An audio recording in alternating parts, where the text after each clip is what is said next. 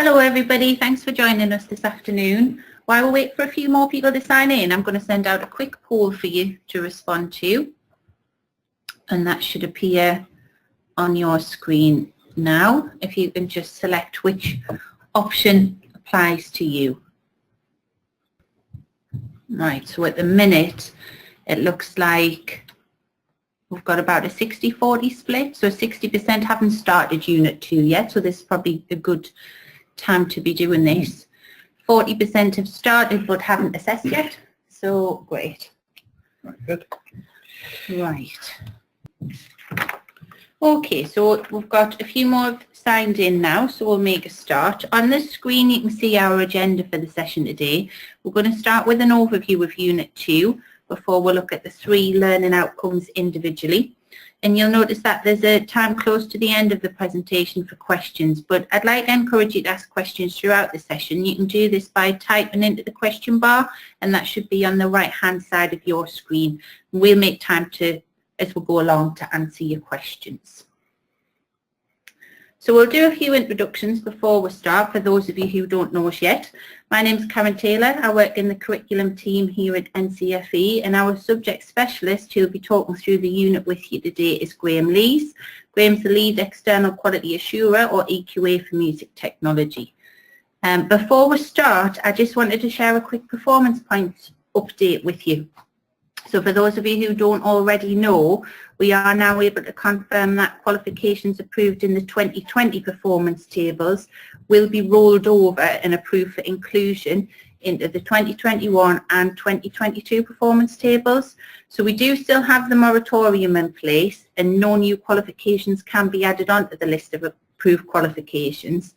However, the DFE are still retaining the right to remove any that fail to meet the strict technical guidance. The qualifications won't be subject to annual review though, and this qualification that we're talking about today does meet the current technical guidance. So we do have quite a lot to get through, so I'm going to pass you over to Graham now and we'll make a start. Hi all, thanks for coming. Just to talk you through the unit first of all, and the qualification. The overarching nature of the Level 1 and Level 2 technical award qualifications is to give learners a broad understanding of knowledge and skills in music technology, including digital audio workstations, composing stylistically, sound recording and sound creation. In this webinar, we're going to look at Unit 2 of the qualification, which is creating music, with reference to the assignment briefs and example work which we'll make available to you as we go along. We'll also give you links to a live blog and an audio page that relate to this unit for the learner work. So I would like to talk through the unit and then move on to each learning outcome. Okay, super. So this unit forms part of the core knowledge of the specification in terms of allowing learners to understand terms and develop skills in stylistic composition. The unit can be run as a standalone or in combination with, for example, Unit 1. The learners will understand how music can be broken down by consideration of key elements and how this analysis can be applied to producing their own stylistic compositional work. The 3 learning outcomes are based on the know, do and review model, with the first learning outcome seeking to place analysis of a style into an accessible context, the second allowing learners to apply skills to the creation of a piece, and the third allowing for a review of the piece and the skills involved in creating that. Each learning outcome is graded across pass, merit and distinction, with grading descriptors and exemplification in the Level 1 and Level 2 specifications to allow you as assessors to make a grading decision. In this session we're going to look at an example Level 2 portfolio with reference to the descriptors. So in terms of delivery, the Level 1 and Level 2 content can be taught side by side, and the class can then be differentiated by assessment. There are some small areas of content which appear in Level 2 specification but not in Level 1, which also help differentiate between the levels. In these examples, 3 briefs have been used for assessment, with each one addressing one learning outcome. It's worth noting that a maximum of 3 briefs could be used to assess, one for each learning outcome, but the learning outcomes can be combined into fewer briefs. For for example by combining assessment of LO2 and LO3 to be side by side. The given briefs are NCFE exemplars, but you could modify these to engage your learners based on their needs. It's suggested that you refer to the NCFE Internal Assessment Writing and Delivery Guidance document, which can be found on the NCFE website. We'll be happy to send you a link in terms of writing assignment briefs. Okay, super. So now I'd like to look at Learning Outcome 1. I'll give you an overview of the learning outcome and then we'll look at the examples of work that we have. Great. So, in this learning outcome, we're asking learners to demonstrate knowledge of a musical style in terms of key musical elements and use of music technology. Assessment of this learning outcome should follow delivery, in which learners are exposed to a variety of musical styles. And in the glossary for the unit, you can find a list of suggested musical styles for learners to look at to inform your delivery. Learners should undertake classroom tasks to develop their skills in recognising and describing all key musical elements as listed in the specification, which in level 2 is structure, melody, rhythm, harmony and instrumentation in relation to pieces of music. The exemplar brief, which you can see, asks learners to create a blog and is designed to place the task in a familiar context and elicit work which is created for a purpose, so giving the learners ownership of the final outcome. So once again, the idea of the learner's accessible work being a useful vocational product. You'll notice that the brief as an exemplar does not feature handout or deadline dates, and it will be best practice to add these to the briefs given out to learners in line with the time suggested by guided learning hours within the specification, just so learners know when the briefs, when the accessible work is expected back by yourself as assessors. The types of evidence in this example is shown as a blog, but the context of the assessment and evidence type could be changed to meet the needs of your learners. For example, learners could produce a presentation or poster to meet the learning outcome. It's suggested that allowing learners freedom in terms of how they choose to respond is good practice in differentiation. Okay. So we can note that the brief asks for the areas of content that's given in the specification and that these areas are covered, and these areas, sorry, must be covered in the learner's response. So it's important that they're clearly stated. It's advised that in delivery you should read through the glossary within the unit and the published delivery guide to ensure that content requirements are met within each area. So I'd like to look at the learner work for this learning outcome now. So on your screen, you can also download this. Yeah, that should be attached as a handout for you. Yeah.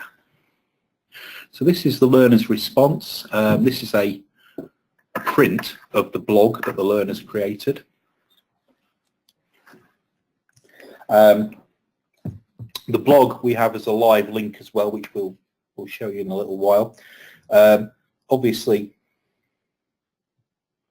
the nature of a blog is that it's more useful as a live link, but you can see the level of the learner's work that's been created here. The learners created some useful commentary in response to the brief. The work that we can see here, I'm just scrolling down, you can look at this at your leisure, but we'll scroll this as we go. Are you all right scrolling through that? Yeah, thank you. It's all very technical here, folks. The level 2 learner work for this learning outcome has been graded some merit. The learners produced a blog in response to the brief, which is an effective form of evidence for this learning outcome. The evidence is presented generally neatly and concisely. You'll see on the one I'm scrolling where there's video links in the actual blog, they're just showing up as links to a YouTube, but the learner's done a nice job of embedding the links into this blog very neatly. As required by grading, all areas of the content, including the key musical elements and technology developments in relation to the chosen style, are covered, and you can see as we're scrolling that the learner's talking about structure, You can see melodies coming up here, and what the learner's chosen to do is use a Wikipedia quote, which they've used throughout as one of their sources, to give an insight into their chosen style's melodic features. And you see the Wikipedia quote that's pulled up is talking about Dorian and Mixolydian modes, and the learners run with that and found an example based on a Dorian mode. So good research.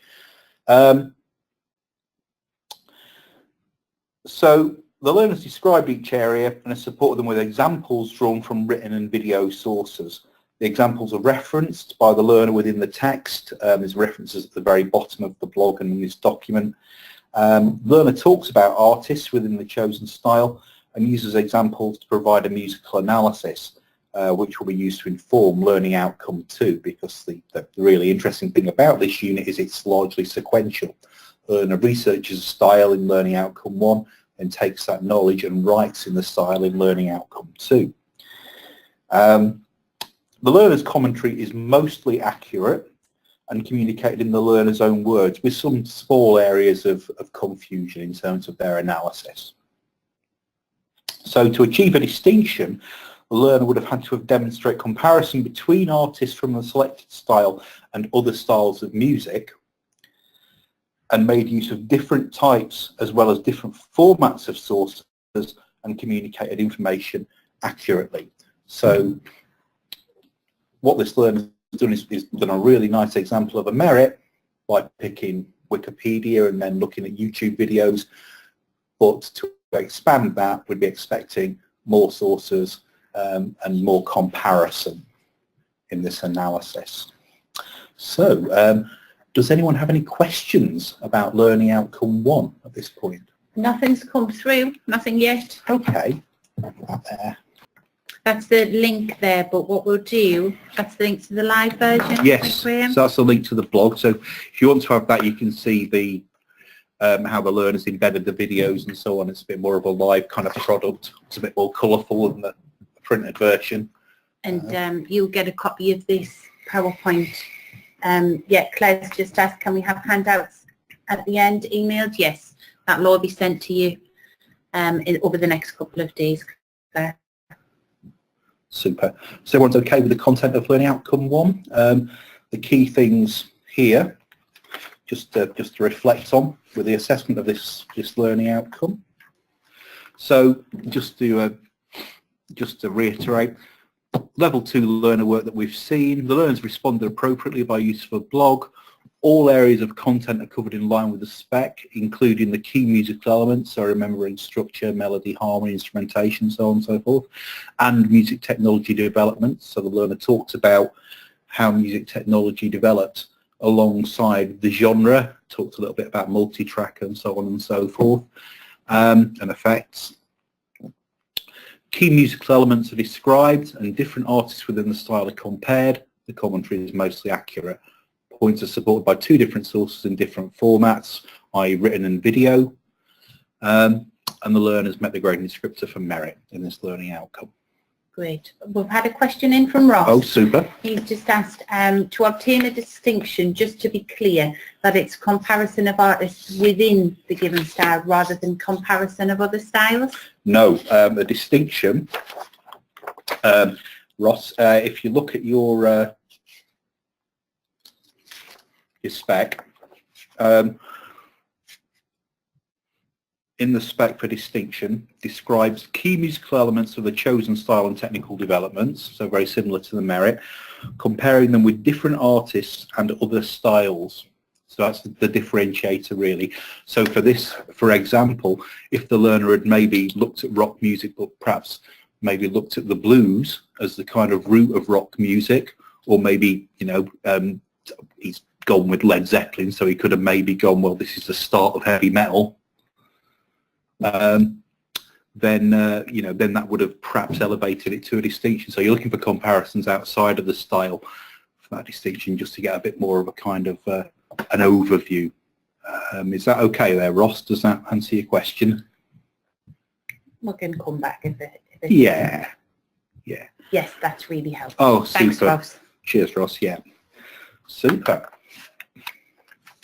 Right, shall we move on? Yes, so if we look at learning outcome 2 now then. Okay, so in learning outcome 2, we asked the learners to create a musical project using MIDI and audio. The learners are assessed on their ability to select and create key musical elements and organise them into an original piece. The piece must use 4 tracks within the DAW software. The 4 tracks must include at least 1 audio track. It suggests the piece should last between 2 and 3 minutes to allow for appropriate musical development.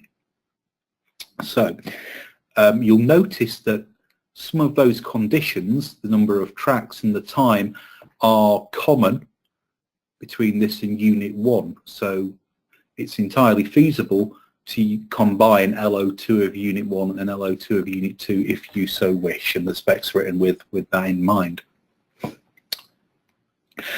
So the level 2 brief that you can see there contextualizes the task by following on from the blog introduced in LO1 and encourages learners to exemplify with their own work.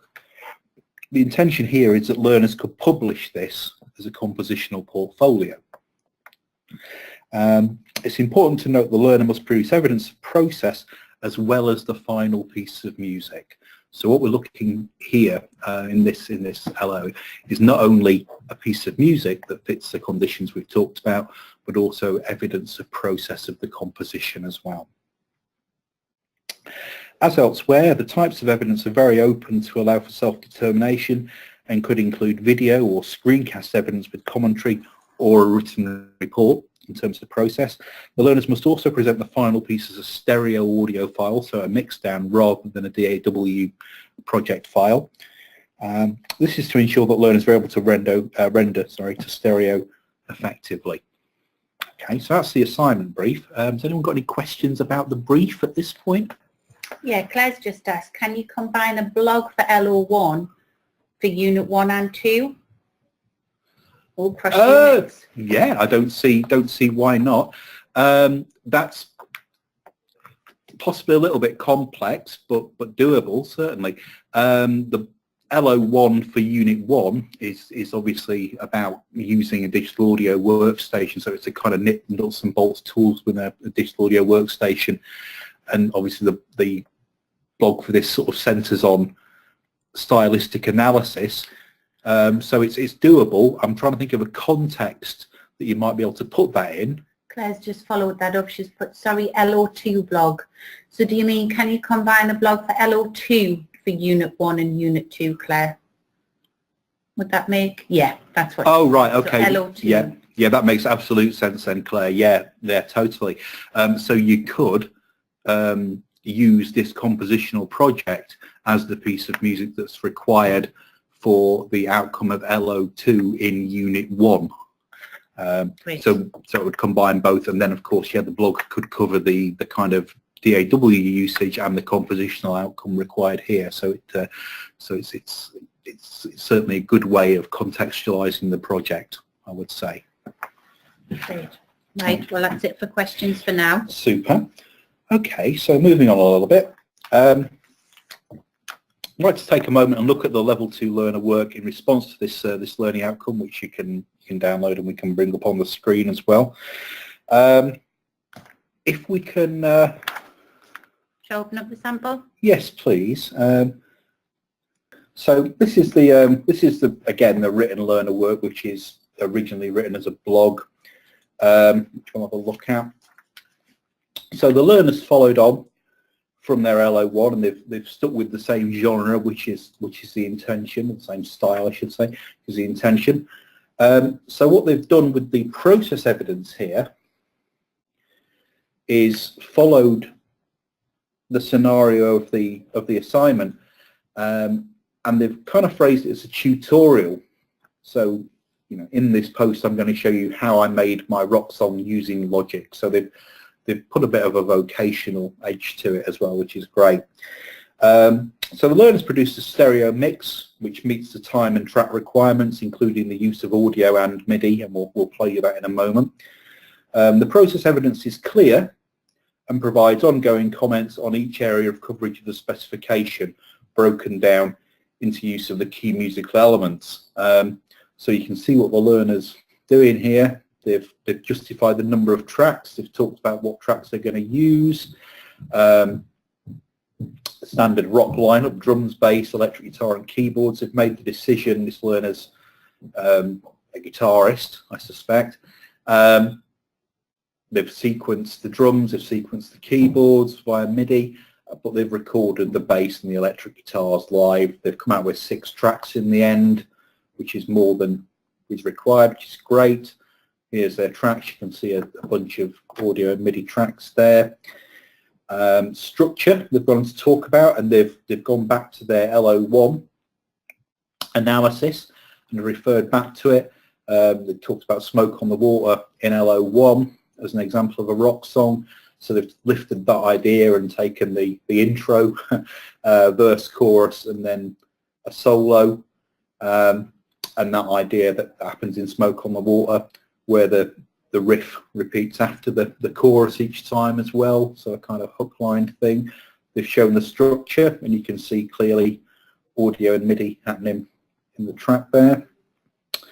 Melody, they've talked about, so they've gone and done their research, and they've found out what the Dorian mode in D is.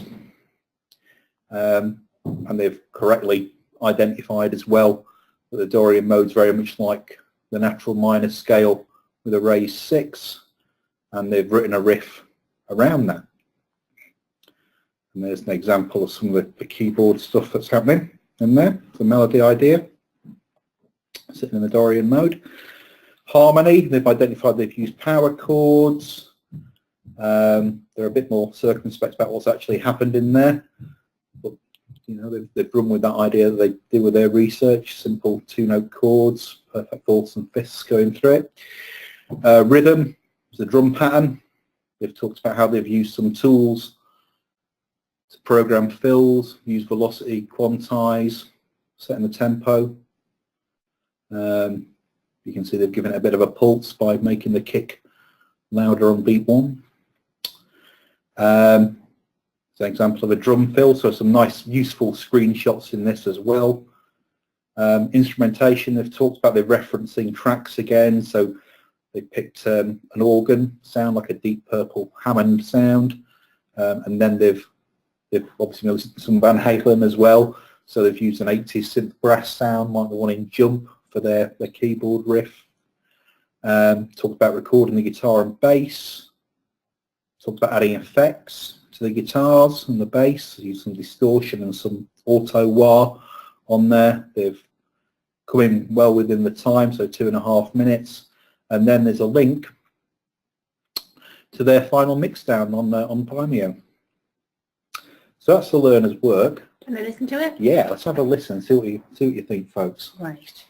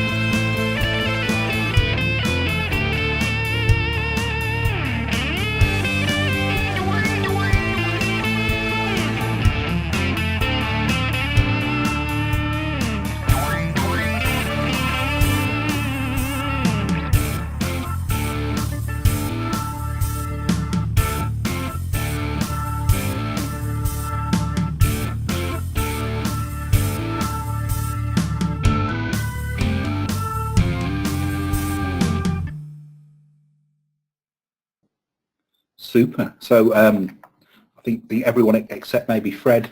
Yeah, heard sorry, that. Fred. I don't know why you have issues with our audio, but yes, you'll receive these files later in the week. I'm actually away from the office tomorrow and Wednesday, but I'll try and get the follow-up email sent out to you as soon as I can, and that'll be as a separate attachment for you. Yeah. So in terms of what the learners produced here then, so the learners presented useful process evidence, has written work with screenshots. It's also engaged with the scenario by presenting the work in a tutorial format. The presentation is good, but the learner could have equally used spoken commentary and screencasts or another appropriate format to evidence application and consideration. The musical outcome is recognisably stylistic, with most areas being convincing. The learner has been awarded a merit in this learning outcome.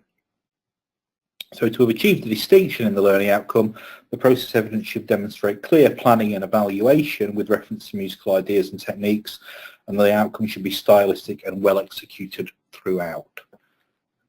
Okay.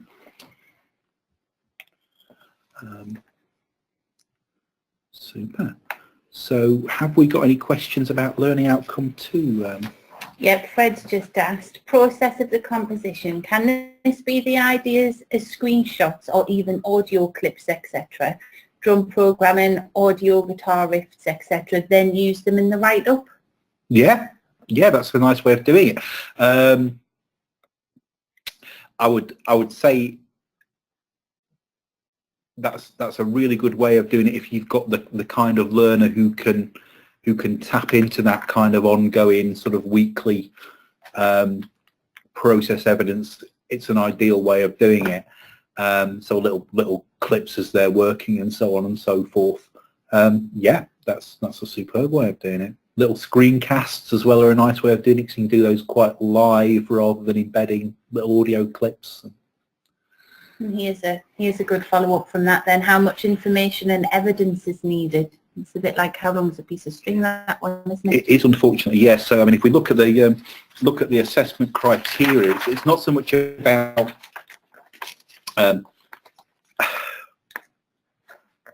it's not so much about word counts really. It's more about depth of content. So if you look at your grading descriptors for this learning outcome for a pass, process will show the application of musical elements in meeting the brief. So we know that the learner's got to demonstrate all of those elements. So, you know, at a pass, it would perhaps just be a demonstration of here's what I have done, here's the rhythm ideas I've used, here's the melody ideas I've used. So an identification of those elements and put into practice. For a merit, process will show the effective application of musical elements in meeting the brief, and over in the guidance, the learner should demonstrate experimentation with musical ideas with reference to some planning. So the idea, like this learner's done, where they've gone back to their LO1 and they've thought about what they're going to do for each of the key elements. So they've said, well, I'm going to use a Dorian, I'm going to write around the Dorian mode because my research reveals that some rock music is Dorian, and I'm going to use a backbeat with kick and snare. So that kind of planning and then experimentation where they've gone and altered brings them into the merit. And then for your distinction, consistent effective application, if we look over in, as always, our exemplar guidance, the learner will have experimented with musical ideas and techniques referencing clear planning and evaluation. So this is a learner who's taken apart the decision-making process as they're going. So I suppose one might say that the learner who's achieving a distinction is going to be writing consistently evaluative and conclusive commentary for their process in each of those areas, if that answers your question. That's great. Claire's just asked, can the learners use pre-existing audio stems within their track? So this is an original composition. Now, this is an interesting one because obviously some styles of music do rely on sampling and do rely on the use of pre-existing audio, what I would suggest is that the learners, for the purpose of assessment, need to be able to demonstrate that they're able to use all of the key elements compositionally. Now, if they've lifted, say, a melody from somewhere as an audio file, then they're very unlikely to be able to demonstrate they've got a grasp of what's happening in terms of that musical element. So while I would say that it would be good to encourage the learners to use all sources compositionally, because we know that that's, it's compositional practice with popular music, the learners have to have a grasp of what's actually happening there compositionally. So a mix of both, if that answers your question there, Claire. If we've got any specific ideas, we'd be happy to talk through them with you and see if we can come to any conclusion. I had a really good question in from Ross. So with this piece of work, what do you feel prevented the student most from obtaining a distinction? Was it the piece itself or the student's description and evidencing of it? It was largely the process evidence, really, Ross. I think that the piece was pretty good. There's a few bits and bobs in it that are a little bit rough, but it's obviously pretty stylistic. It's quite pastiche, which is fine for the unit, but it was largely about the clear planning and evaluation element of the process evidence. It was a good merit, to be fair, but I think a little bit more in terms of ongoing evaluation would have lifted it to a distinction. Yeah, I think when you get the handout for this, when you actually get, well, you can download it from here, but when you get the opportunity to have a really good look through rather than us just scrolling through it, I think it might be clearer for you. Yeah. Claire's just provided an example. Okay. So my example, audio stems of chords, for example, this would be for a dance track. Okay.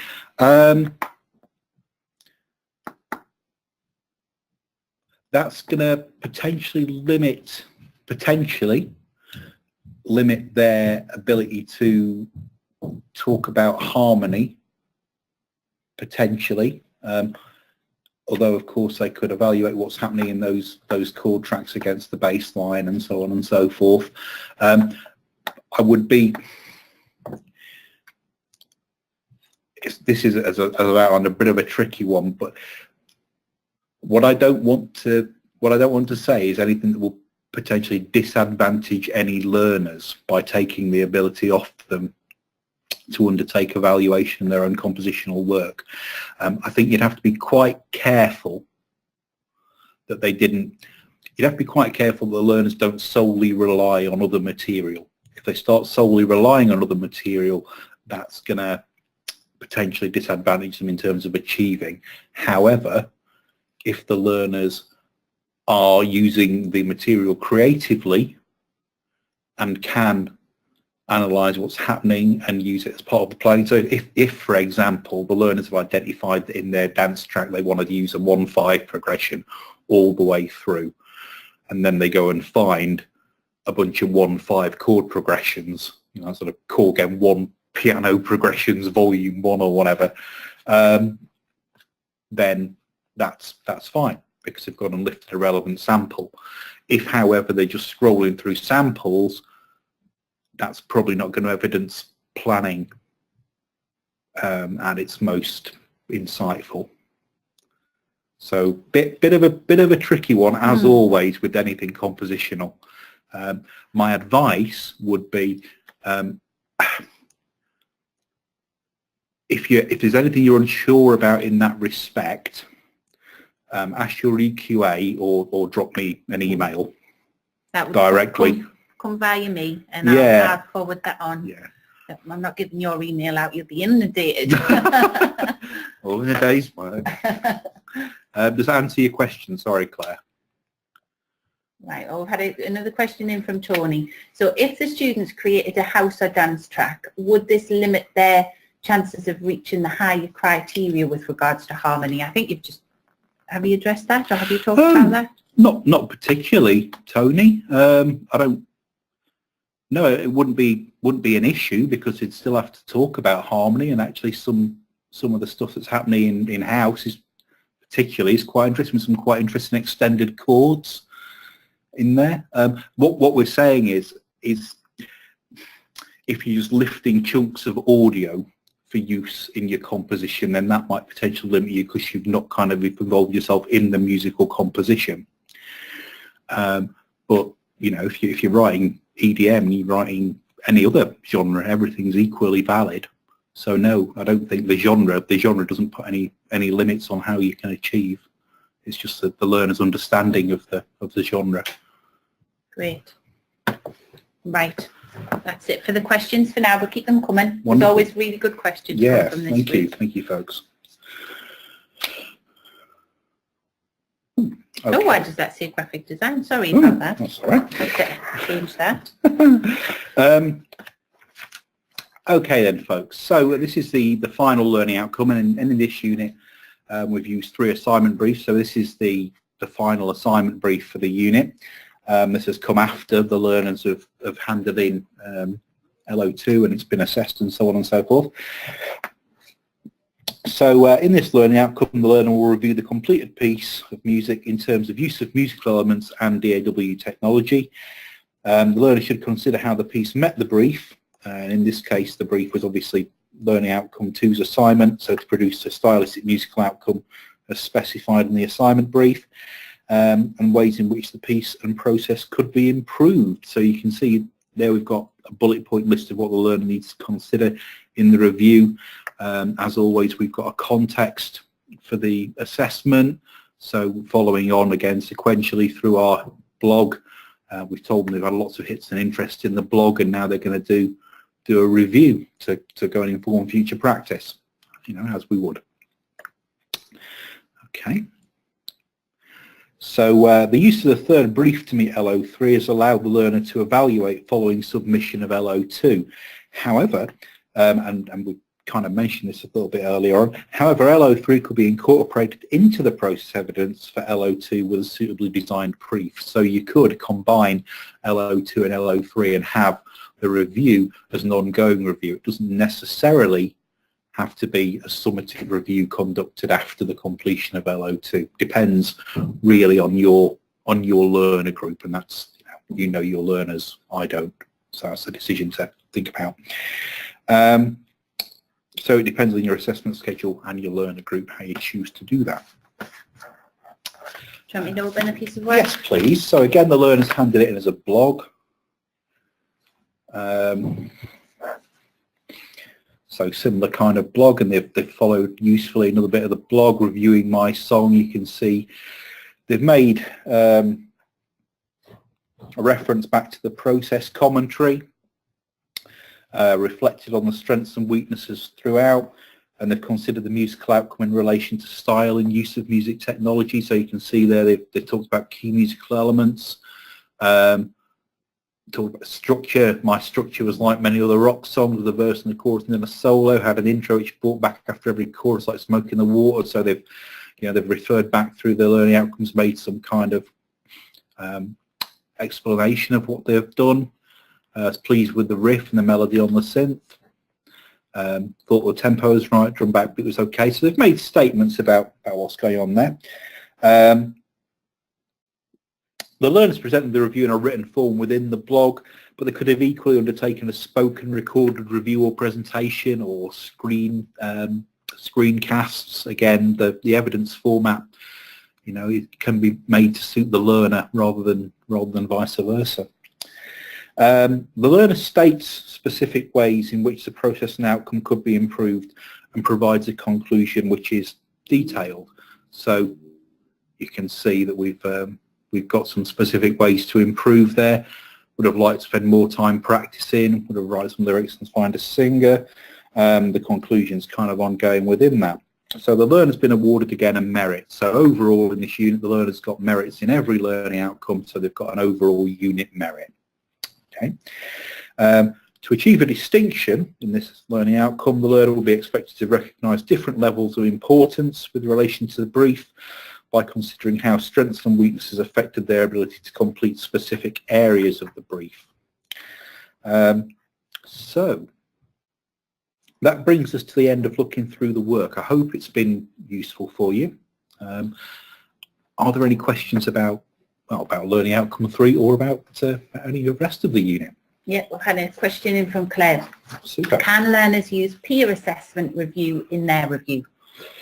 I don't see any issue with that. If we just look at the grading descriptors in the specification, there's no issue with using peer review. The only note of caution I would sound would be for them not to just simply reiterate the peer review, because if they're just taking peer comments and just presenting them, then they're not really kind of making their own identification or any description or any of the evaluation explanation that's required at this kind of level. So peer review would be a useful source to inform their own review, but just a collection of peer reviews wrapped into a kind of bundle wouldn't necessarily achieve. Does that answer your question, Claire? Right. Well, that's everything that's come in. Okay. Yeah, that's all we've had for questions. If you do think of anything after the session today, I'm going to put up our email address here. So if you have anything following today's session, just email me. I'm at the curriculum@ncfe.org.uk, and I will forward any questions on to Graham. Will there be one for Unit 3, Rianne? Yes, there will be. We're going to continue with these.